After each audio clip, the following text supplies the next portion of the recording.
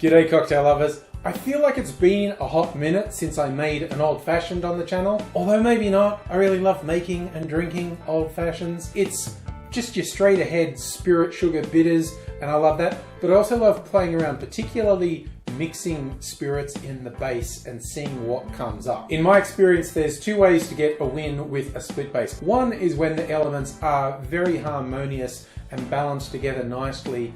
The other is going for the contrast, but not a harsh grating contrast, just two different types of spirits that end up coming together in a really nice way, which is what I did here. The base is split between a lighter sweet whiskey and a strong navy strength rum. Starward's Honeycomb is their twofold mixed grain whiskey, and they've infused it with honey, and the result is just fantastic. And this is an old standby. Serious rum drinkers love this one. Jamaican Navy Strength Rum from Smith Cross. 57% ABV versus 40% ABV. You could go equal parts in the split base or decide which one you want to be front and center. For me, I thought let's go with the milder one up front and just have the beefy one sort of punching from the rear, as it were. Is that a bad phrase? That just came out. I'm not sure if that was a good phrase. I was playing around the other day and made this and really liked how it came out. So now I'm going to show you how to make it. In a mixing glass, put 1.5 ounces or 45 mils of the lighter element, in my case, the Starward Honeycomb, and then half an ounce of the heavy hitter, in this case, that's 15 mils of Smith Cross Rum.